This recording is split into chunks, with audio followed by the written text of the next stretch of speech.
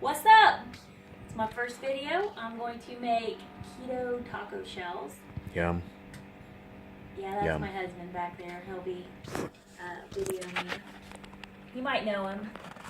You know. He's actually the reason why I make these keto recipes. So. Yep. And what we're going to do today is make keto You don't eat keto? What? You don't eat keto? You eat I- anti-keto. I eat carbo. Carbo. A lot. I'm kind of on the carbo diet. I have not converted over to keto, but I am an avid supporter. And I like to make these videos to be interactive. So if you have a recipe that you want to share with me, I will try to make it keto. That's my goal.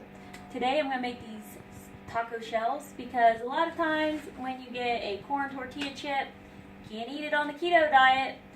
So I tried to come up with a way to make it actually taste good and get the texture right. The biggest thing with keto recipes is the texture. Tastes like almond grain. Grainy, off a lot of times. It's never really Yeah. good. So I'll get started so you don't have to listen to me ramble.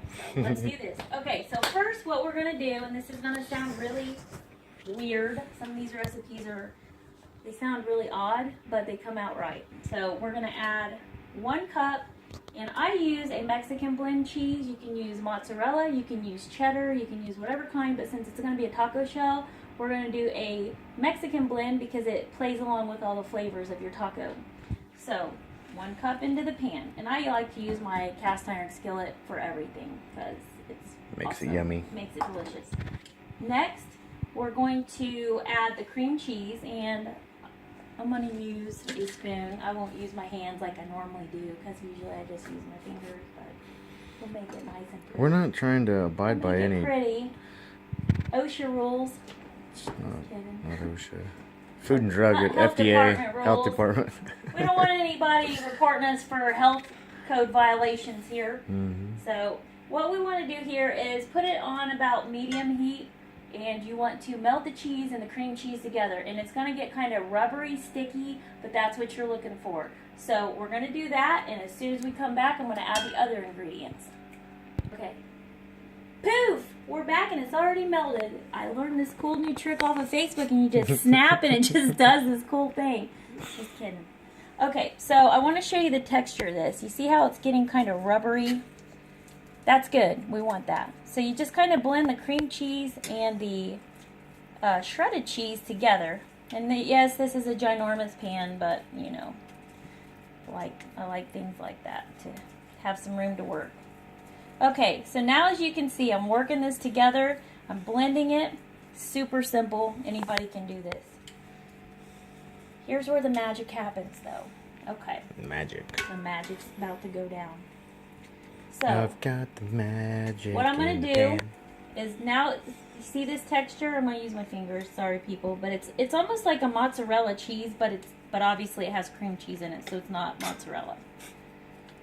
Okay. Good I observation. know. That was a great observation, wasn't Glad. it? If I wouldn't have said that, how would you have known that? Okay, so what we're going to do is we're going to kill the heat. Next thing that we're going to add is 1 egg.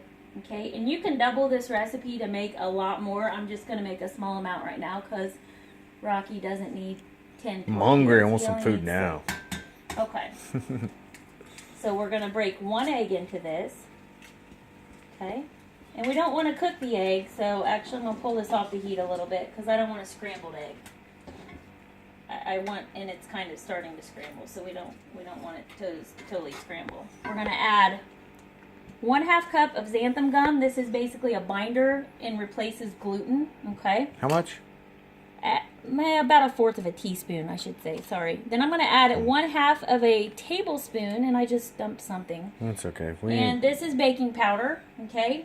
We ain't cooking that. if we ain't making a mess. I'm making a mess, so you know it's going to be good. It's only going to be Throw good that if you away. make a mess. Then we're going to add 1/2 cup of coconut flour. Scroll over to that and show them if you want. While I'm Okay. mixing it together. Okay? And Boom. then if you see, look at this mess in the pan. Check it out.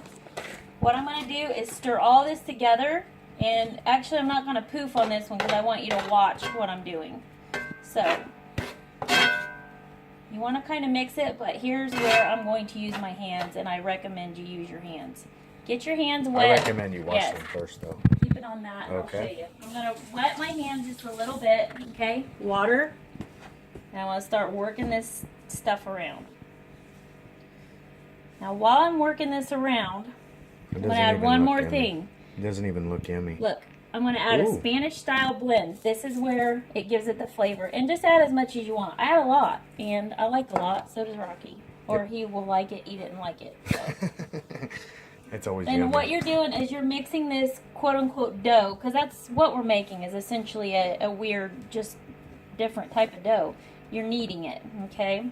Mixing it all together, and a spoon doesn't do this. You have to get in there. Get your hands in there.